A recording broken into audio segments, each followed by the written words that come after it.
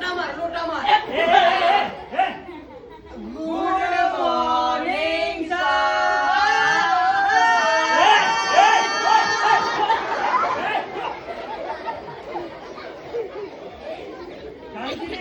નાક કપાસો યાર તમે બધા સામે.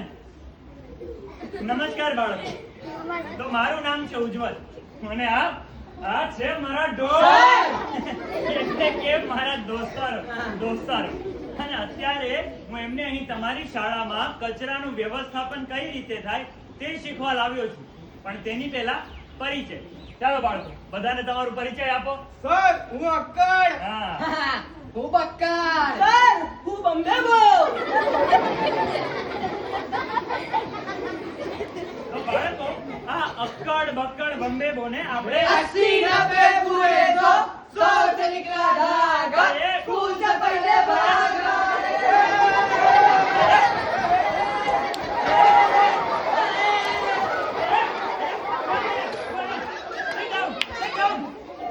અરે શું કરો છો યાર તમે?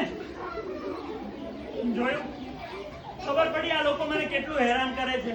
અરે 80-90 તો છોડો, આ લોકો ઘસીને 35 સુધી પહોંચે ને તોય બહુ છે. સર અમે તો બહુ મલ્ટી ટેલેન્ટેડ, બધું જ આવડે. હા અચ્છા, તો બેટા મલ્ટી ટેલેન્ટેડ જરા કહેતો કે હું તમને આજે આ શાળામાં શું કામ લાવ્યો છું? એ તો નહીં ખબર. બોલો, કેમ ભાઈ કઈ ખુશીમાં હશે છે? ચાલ તું કે બધાને. હું કહું સર, આપણે આ શાળામાં આજે કચરો કેવી રીતે નાખવો એ શીખવાયા છે ને.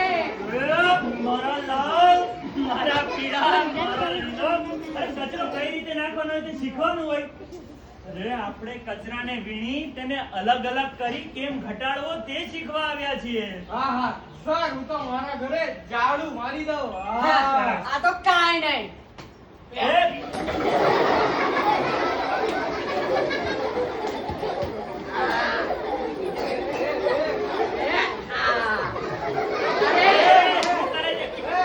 સર, હું તો મારા ઘરે માળિયા સાફ કરી લઉં.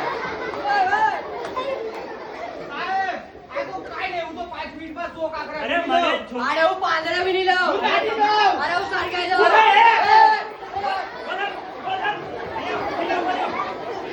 સમજી ગયો મારા એટલે કે મારા બુદ્ધિમાન છોકરાઓ સમજી ગયો. પણ આપણે આ કરવા નથી આવ્યા. તો અરે આપણે કચરાનું વ્યવસ્થાપન કઈ રીતે થાય તે શીખવા આવ્યા છીએ. સર આ કઈ વ્યવસ્થા? આ વ્યવસ્થા નહીં, કચરાનું વ્યવસ્થાપન. કચરાનું વ્યવસ્થાપન એ વળી શું? જો તને ખબર છે કે કચરાના જુદા જુદા અનેક પ્રકાર હોય છે, જેમ કે સૂકો કચરો, ભીનો કચરો, મેડિકલ વેસ્ટ, ઈ વેસ્ટ.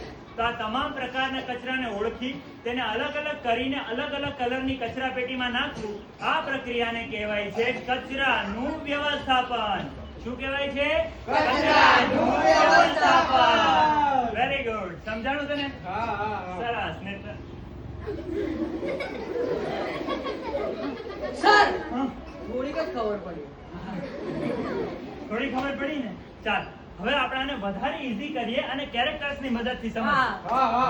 સર તો સર તાની દેવો હા. ડાલ કિલોના હાથ. આ તો કાંઈ નહીં. અરે હું તો પેલો વાઘ, ટાઈગર શ્રોફ બાગી. આમાં ધોતર જો એ પહેલે તો લાગે નિગાલી.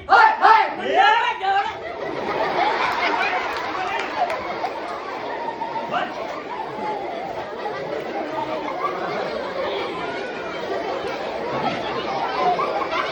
હવે કોઈ નહીં બોલે.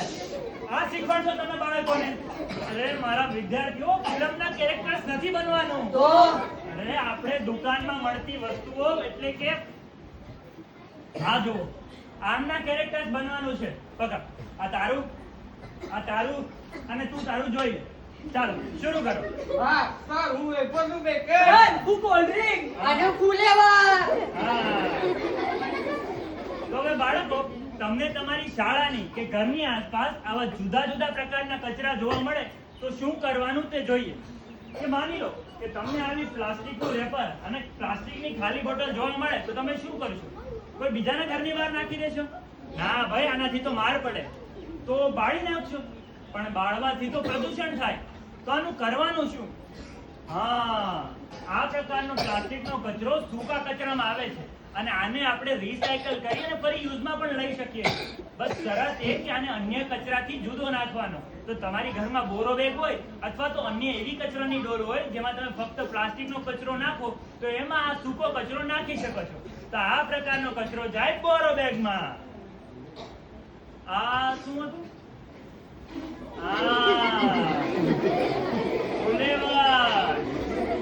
આનું શું કરવાનું?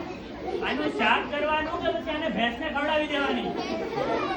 અને આ તમારા મમ્મી લોકો જે શાક સુધારે એની છાલો ક્યાં નાખે? ગટરમાં? ચાલો, અચ્છા, આ ફૂલે પરથી યાદ આવ્યું કે તમને લોકોને વેટ વેસ્ટ મેનેજમેન્ટ એટલે કે લીલા કચરાના વ્યવસ્થાપન વિશે ખબર છે? એ શું હોય સર? અરે, લીલો કચરો એટલે ઓર્ગેનિક વેસ્ટ. આપણા ઘરમાં વધેલો ઘટેલો ખોરાક, શાકભાજીની છાલો, ચાનો કૂચો, સડી ગયેલા ફળ ફ્રૂટો, આ બધું ઓર્ગેનિક વેસ્ટમાં આવે છે. અને આ બધાને ભેગું કરી અને આપણે બાયો પ્લાન્ટમાં નાખીએ તો શું મળે આપણને? કિચન. સર, ગઈ ભેંસ પાણીમાં હા, જૈવિક ખાતર તૈયાર થાય. વાહ વાહ, વેરી ગુડ, શાબાશ. જૈવિક ખાતર તૈયાર થાય. શું તૈયાર થાય? જૈવિક ખાતર. અને આ શાકભાજી નિકાસ માટે આપણે આપણી આસપાસના પશુઓને એટલે કે ગાય કે કૂતરાને ખોરાક તરીકે પણ આપી શકીએ છીએ. વાહ, તો સર તો સર આ કેળું પણ જશે ને જૈવિક ખાતરમાં. સમજી ગયો? અરે, આ કેળું નહીં, ફક્ત કેળાની છાલ જશે જૈવિક ખાતરમાં. આ કેળું તો જશે તારા પેટમાં. તમને ખબર છે બાળકો, દરેક ગામની શાળા કે ગ્રામ પંચાયત અવારનવાર એવા કાર્યક્રમો કરતી જ હોય છે જેથી તમારી જેવા બાળકોને ખબર પડે કે આપણી આસપાસ સ્વચ્છતા કઈ રીતે રાખવી. વળી આપણી ભારત સરકાર પણ સ્વચ્છ ભારત મિશન અંતર્ગત સૂકો કચરો, લીલો કચરો આ બધાનું વ્યવસ્થાપન કઈ રીતે કરવું કે કચરાનું સેગ્રીગેશન કઈ રીતે કરવું, આ તમામ પ્રકારની બાબતો ધ્યાનમાં આવે એની અવેરનેસના ઘણા કાર્યક્રમો કરતી હોય છે. પણ મહત્વની વાત તો એ છે કે આમાં તમારી જેવા નાના વિદ્યાર્થીઓથી શરૂ કરી અને મોટા મોટા વડીલો પણ પોતાનો ફાળો આપે છે આપણા ભારતને સ્વચ્છ બનાવવા માટે. તો સર, જો આવી રીતે કચરાનું વ્યવસ્થાપન કરવામાં આવે તો પૈસા પણ કેટલા બચે. અને સર ગામના લોકોને રોજગારી પણ મળી શકે. Yeah. તો સર, હવે તો અમે કહીશું, શું કહીશું? એ અક્કડ બક્કડ બોમ્બે બો, ગીલા सूखा अलग है ब्रो, गीले सूखे का फर्क है जाना, उज्जवल तुल का रहा ये वादा. આભાર.